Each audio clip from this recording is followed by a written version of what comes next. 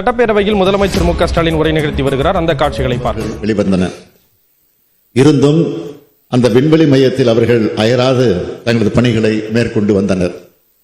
இந்த நிலையில் ஃபால்கான் 9 எனும் ராக்கெட்டுடன் டிராகன் எனும் விண்கலம் அனுப்பப்பட்டு சர்வதேச விண்வெளி நிலையத்தை சென்றடைந்தது.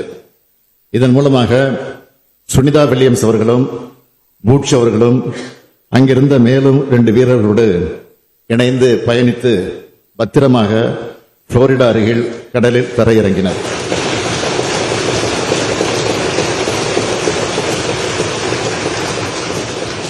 அவர் பத்திரமாக மீண்டும் பூமிக்கு வந்தடைந்த செய்தி நம் அனைவரையும் மகிழ்ச்சியடைய செய்துள்ளது.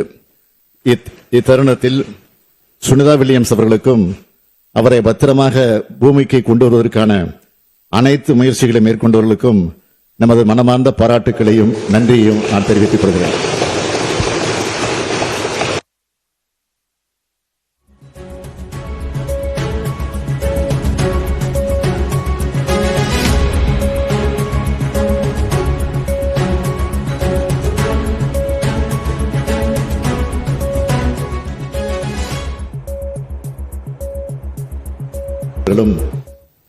பூட்ச் வில்மோர் அவர்களும் தொழில்நுட்ப கோளாறு ஏற்பட்டதால் பூமிக்கு திரும்ப இயலாத நிலை ஏற்பட்டது.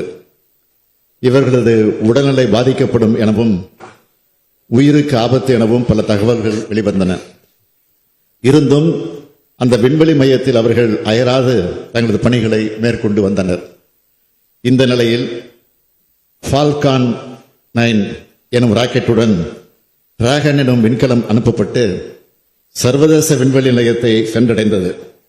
இதன் மூலமாக சுனிதா வில்லியம்ஸ் அவர்களும் பூட்ச் அவர்களும் அங்கிருந்த மேலும் 2 வீரர்களோடு இணைந்து பயணித்து பத்திரமாக புளோரிடா அருகில் கடலில் தரையிறங்கினர்.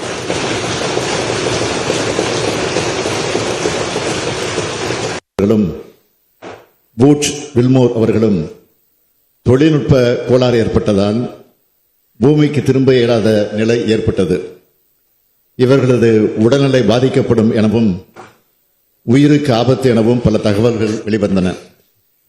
இருந்தும் அந்த விண்வெளி மையத்தில் அவர்கள் அயராது தங்களது பணிகளை மேற்கொண்டு வந்தனர். இந்த நிலையில் ஃபால்கான் 9 எனும் ராக்கெட்டுடன் டிராகன் எனும் விண்கலம் அனுப்பப்பட்டு சர்வதேச விண்வெளி நிலையத்தை சென்றடைந்தது.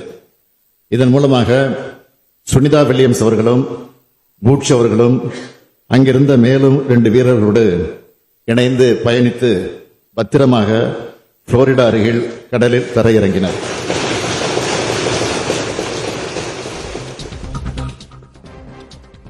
சுனிதா வில்லியம்ஸ், புட்ச் வில்மோர் உள்ளிட்ட விண்வெளி வீரர்களுக்கு சட்டப்பேரவையில் பாராட்டு தெரிவிக்கப்பட்டிருக்கிறது. முதலமைச்சர் அது தொடர்பாக பேசி அந்த காட்சிகளை பார்த்தோம்.